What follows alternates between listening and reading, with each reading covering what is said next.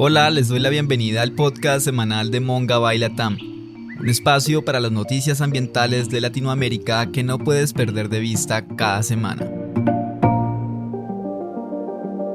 Desde hoy 19 y hasta el 21 de abril se llevará a cabo la segunda conferencia de las partes del Acuerdo de Escazú, el tratado internacional que busca garantizar el acceso a la transparencia y justicia ambiental. Esta conferencia será clave para poner en discusión la forma de proteger a los defensores ambientales de Latinoamérica. Recordemos que somos la región más peligrosa para ejercer el activismo ambiental. Veamos lo que sucedió en Perú. El pasado 8 de abril fue asesinado el líder indígena Xaninca Santiago Contorincón en la selva central. El líder era reconocido por la lucha en defensa de su pueblo y territorio desde la década de 1980. Desde el año 2020, Monga Baila Tam ha documentado más de 10 asesinatos de líderes indígenas y defensores ambientales en el país. Y una situación similar se vive en Colombia. En 2022, al menos 22 personas del pueblo Awá fueron asesinadas según datos de la Comisión de Derechos Humanos de los Pueblos Indígenas de Colombia. Una alerta binacional de las Defensorías del Pueblo de Colombia y Ecuador pidió a los gobiernos de sus países que brinden garantías de seguridad y bienestar social a este pueblo de la región Pacífico. En Honduras, la deforestación, la ganadería, los cultivos de uso ilícito y la minería ilegal han acabado con más del 54% del bosque de la Reserva Natural La Mosquitia. La mayoría de líderes ambientales e indígenas de la zona han tenido que desplazarse por razones de seguridad. Y aquí la nota más importante. Una nueva investigación encontró que solo 5 embarcaciones asiáticas han instalado el nuevo dispositivo satelital que exige el Perú desde 2020, lo que permite el uso de sus puertos. En su lugar, la mitad de la polémica flota china que pesca cerca del país ha preferido asumir los gastos de regresar a puertos chinos o permanecer mayor tiempo en alta mar. Para entender lo que está pasando en los puertos de Perú, está aquí Michelle Carrer, editora de Océanos en Monga Baila Tam. Michelle, ¿cómo estás? ¿Qué tal todo? Hola Richard, buenos días. Michelle, ¿en qué consiste el sistema satelital peruano y por qué las flotas chinas se rehúsan a llevarlo? Bueno, en 2020 el Perú exigió a las flotas extranjeras que quisieran utilizar los puertos del país que lleven un sistema satelital adicional al que ya llevan. Las flotas chinas, pero de otras banderas también, no solamente chinas, utilizan un sistema satelital que les permite identificar cuando hay otras embarcaciones cerca y de esa manera evitar colisiones, por ejemplo.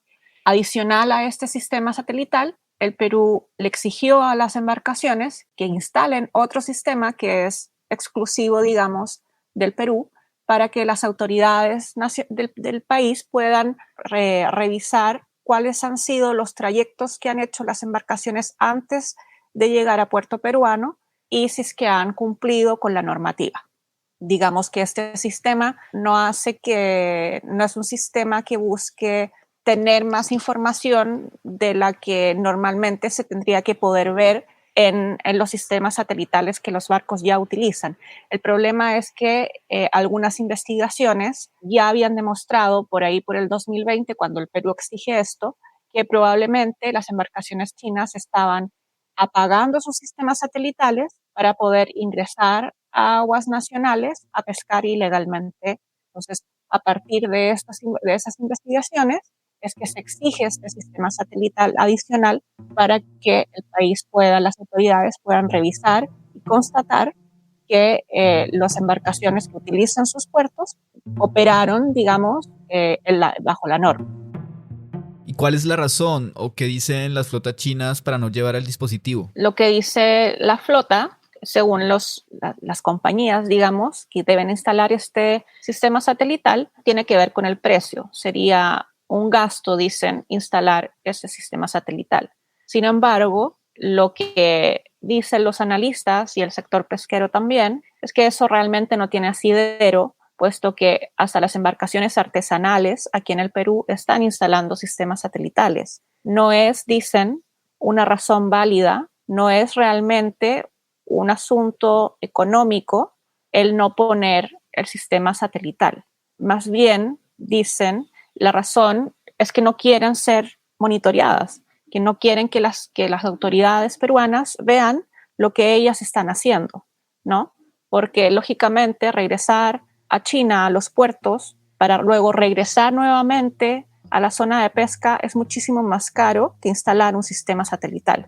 Entonces la pregunta es, ¿cuál es realmente la razón? No se sabe, ¿no? Pero la sospecha es que no quieren en realidad que las autoridades peruanas sepan lo que están haciendo en el mar.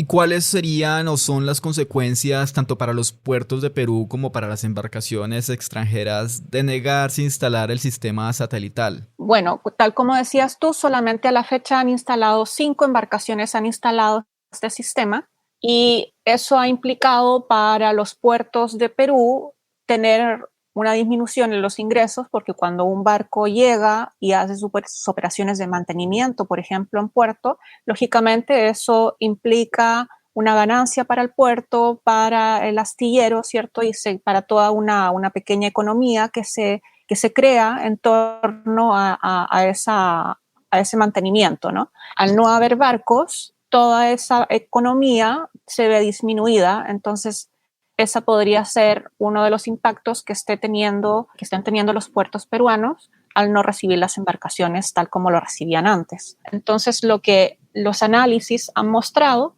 es que si antes los barcos accedían a puerto aproximadamente una vez al año, ya sea en Chimbote como en Callao, ahora las embarcaciones ya no están ingresando, ya no están yendo a esos puertos, puesto que no tienen el sistema satelital, y lo que están haciendo es regresar a China a utilizar los puertos chinos para luego volver a la zona de pesca frente al mar del Perú. Eso implica más o menos unos 5 meses de traslado ida y vuelta, lo que implica grandes gastos en términos de tiempo y en términos de dinero también para las embarcaciones extranjeras.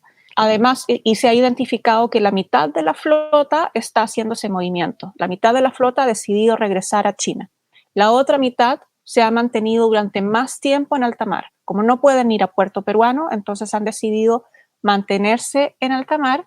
Se han identificado embarcaciones cerca de 3 años, más de 2 años, 2 años y medio en alta mar, lo que podría aumentar los riesgos de trabajo forzado. Y el análisis ya identificó algunas embarcaciones que tienen antecedentes vinculadas a trabajo forzado que han aumentado sus estadías en alta mar.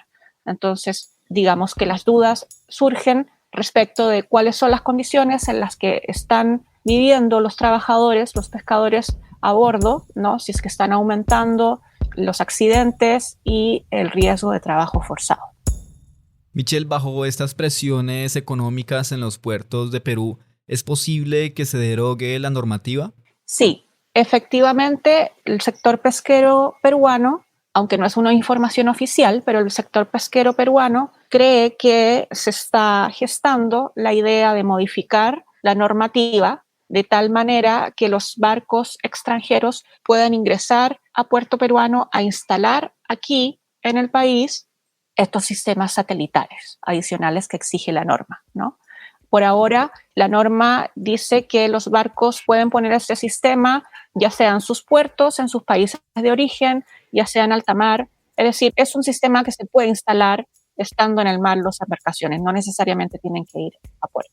Pero el hecho de abrir, lo que dice el sector pesquero es que el hecho de abrir esa ventana finalmente sería como derogar la norma, porque las embarcaciones podrían entrar, instalar su sistema satelital y ya no regresar en 2 años más, y en ese tiempo la norma podría cambiar nuevamente para finalmente eliminarla, ¿no? Muchas gracias, Michelle. Esperamos tenerte pronto de vuelta. Gracias, Richard, a ti. Y la buena noticia viene esta vez desde Guatemala, donde el tráfico ilegal de vida silvestre es uno de los delitos ambientales más importantes. Cubrimos la historia del Centro de Rescate de Arcas, Guatemala, quienes entre 2018 y 2021 lograron el rescate de más de 1.300 aves, mamíferos y reptiles de diferentes especies. Si te gustó este resumen y quieres conocer las historias completas, búscanos como Monga Bailatam o envíanos un mensaje a nuestra línea de WhatsApp +57 320 872 6154 para estar al tanto de todas las noticias ambientales en Latinoamérica. Recuerda escucharnos cada semana en tu plataforma de podcast favorita. Mi nombre es Richard Romero. Hasta la semana siguiente.